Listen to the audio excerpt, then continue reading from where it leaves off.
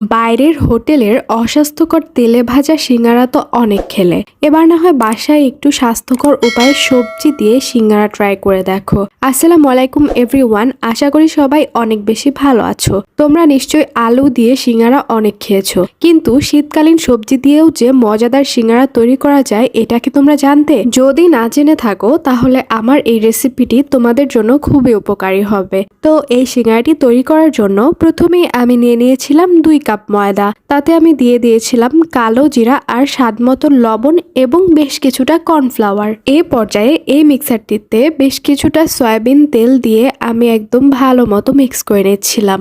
মাঝে মাঝে আমি একটু পানিও অ্যাড করে নিয়েছিলাম। তো এই যে দেখো কিভাবে আমি মিক্সারটি কমপ্লিট করে নিয়েছিলাম এবং ডোটা কিরকম হয়েছিল।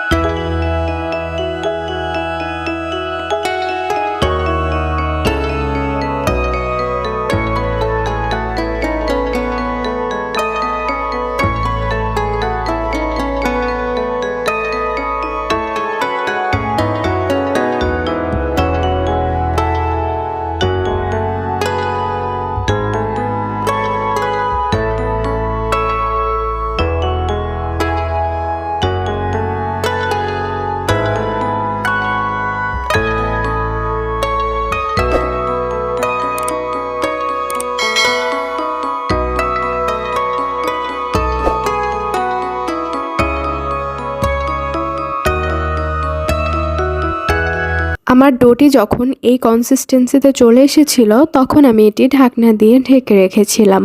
তো এরপর আমি আরও একটি পাতিলে পানি গরম হতে দিয়েছিলাম। পানিটি যখন ফুটে এসেছিল, মানে ফুটন্ত অবস্থাতে, আমি এখানে ঢেলে দিয়েছিলাম বেশ কিছু সবজি। সবজির মধ্যে এখানে ছিল প্রথমেই গাজর আর হচ্ছে ফুলকপি, যেটা শীতকালে অনেক বেশি অ্যাভেলেবেল। সবসময় দেখা যায় আমরা আলু দিয়ে সিঙ্গারাটা তৈরি করে থাকি, কিন্তু আমি আজকে একটু বিশেষভাবে মানে ইউনিকভাবে এটা তৈরি করার জন্য সবজিটা অ্যাড করেছি। তো অনেকে আসলে সবজি খেতে চায় না, কিন্তু এভাবে যদি সিঙ্গারা বানিয়ে তাদেরকে দেওয়া হয় তারা তো ডেফিনেটলি সেটা খাবে। যাই হোক, তো সবজি যখন ভালো মতো সিদ্ধ হয়ে এসেছিল তখন আমি এটাকে নামিয়ে নিয়েছিলাম, অর্থাৎ পানি ঝরিয়ে নিয়েছিলাম। পানি ঝরানো হয়ে গেলে এ পর্যায়ে আমি চুলোতে দিয়ে দিয়েছিলাম একটি প্যানে আমি নিয়ে নিয়েছিলাম সয়াবিন তেল। তেলগুলো যখন গরম হয়ে এসেছিল তাতে আমি ছেড়ে দিয়েছিলাম 5 ফোড়ন আর পেঁয়াজ কুচি। তো 5 ফোড়ন আর পেঁয়াজ কুচি আমি বেশ ভালো মতো কিছুক্ষণ নাড়াচাড়া করে নিচ্ছিলাম। তারপর আমি বাটা মশলাগুলোর মধ্যে দিয়ে দিয়েছিলাম আদা বাটা ও রসুন বাটা।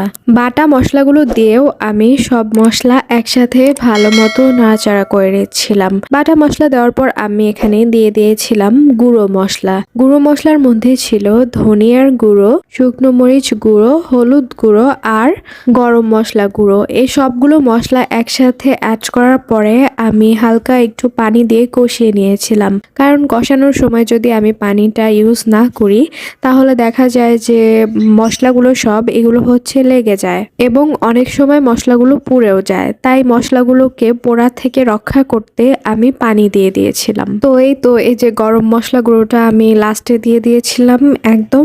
এরপর আমি স্বাদ মতো বেশ কিছুটা লবণ দিয়ে আবারও মশলাগুলোকে সব কষিয়ে নিয়েছিলাম। তো সবজিগুলো দেওয়ার আগে আমি আরও একটি জিনিস অ্যাড করেছিলাম, সেটা হচ্ছে চিলি ফ্লেক্স। চিলি ফ্লেক্সটা দিলে হচ্ছে ফ্রেগনেন্সটা অনেক বেশি ভালো হয় সবজির, এজন্য হচ্ছে চিলি ফ্লেক্সটা দেওয়া। চিলি ফ্লেক্স দেওয়ার পরে আমি প্রথমেই দিয়ে দিয়েছিলাম আলু।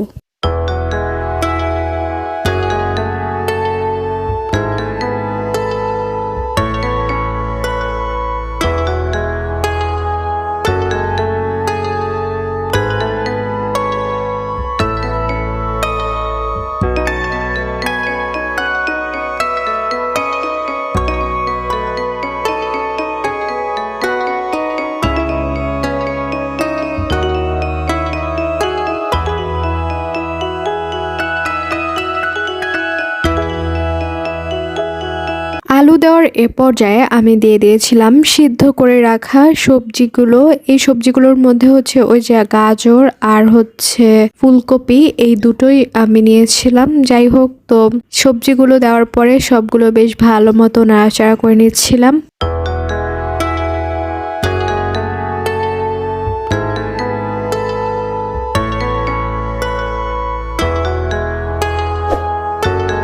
সবজিগুলোকে নাড়াচাড়া করার এ পর্যায়ে আমি দিয়ে দিয়েছিলাম কাঁচামরিচ কুচি। কাঁচামরিচ কুচি দিয়ে হালকা একটু পানি দিয়ে সবজিগুলো আমি ঢেকে দিয়েছিলাম। এ পর্যায়ে আমি ঢাকনা উঠিয়ে নামিয়ে চেক করে নিচ্ছিলাম যে সবজিগুলো ভালো মতো একদম হয়েছে কিনা। এই পর্যায়ে আমি ঢাকনাগুলোকে বারবার উঠিয়ে নামিয়ে চেক করে নিচ্ছিলাম যে সবজিগুলো ভালো মতো কষানো হয়েছে কিনা। তো তার মধ্যে হচ্ছে সবজিগুলো মোটামুটি যখন কষানো হয়ে গিয়েছিল তখন আমি সেখানে দিয়ে দিয়েছিলাম পেঁয়াজের কলি আর ম্যাগি ম্যাজিক মশলা। পেঁয়াজের কলিটা দিলে হয় কি, সবজিগুলোকে দেখতে অনেক বেশি সুন্দর লাগে, অনেক বেশি প্রেজেন্টেবল লাগে।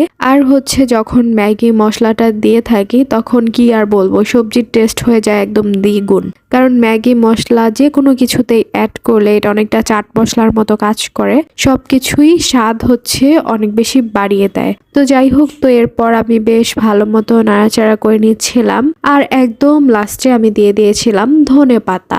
এভাবেই হচ্ছে আমার সবজিগুলোকে আমি সিঙ্গারার জন্য প্রস্তুত করে নিয়েছিলাম।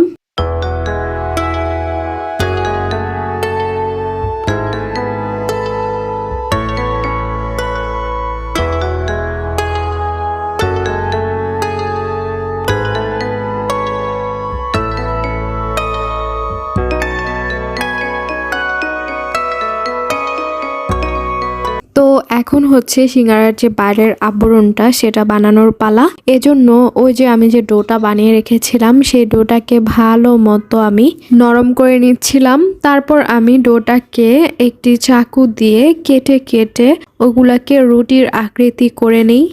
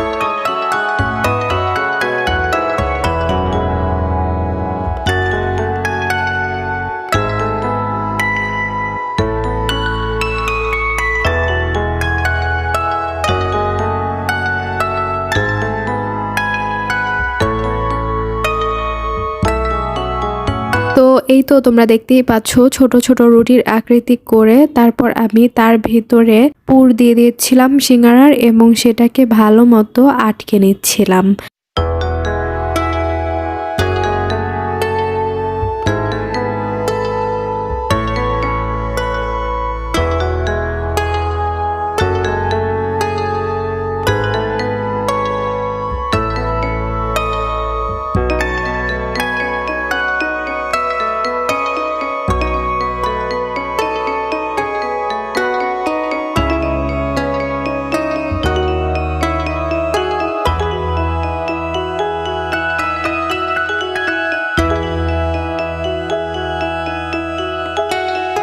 এই তো দেখতেই পাচ্ছ সিঙ্গারার পুরগুলো সব সিঙ্গারার ভিতরে দেওয়ার পরে কতটা পারফেক্ট হয়েছে আমার সিঙ্গারাগুলো। এরপর আমি একটি কড়াইতে দিয়ে দিয়েছিলাম তেলগুলো গরম হয়ে এলে আমি সবগুলো সিঙ্গারা ভালো মতো ভেজে নিয়েছিলাম। একটা কথা আমি তোমাদেরকে বলতে চাই, সেটা হচ্ছে দেখো একটা জিনিস, যে হোমমেড যে খাবারগুলো সেগুলো কিন্তু বরাবরই আমাদের স্বাস্থ্যের জন্য ভালো। আমরা যদি বাইরের খাবারের প্রতি নির্ভরশীল না হয়ে ঘরে এই ধরনের ফাস্টফুড জাতীয় খাবার বানিয়ে খাই, তাহলে কিন্তু আমাদের স্বাস্থ্য সবসময় ভালো থাকবে আর আমাদের মনও ভালো থাকবে। কারণ হচ্ছে স্বাস্থ্য, শরীর এবং মন দুইটা একটা আরেকটার সাথে একদম জড়িত। যাই হোক, তো আমার রেসিপিটি আজকে তোমাদের কেমন লাগলো আমাকে কমেন্টে অবশ্যই জানাবে, আর আমার চ্যানেলটিকে লাইক এবং সাবস্ক্রাইব করে আমার পাশে থাকবে। দেখা হবে তোমাদের সাথে এরপরে আমার অন্য কোনো ভিডিওতে, অন্য কোনো রেসিপিতে। সে পর্যন্ত তোমরা ভালো থেকো, সুস্থ থেকো। আল্লাহ হাফেজ।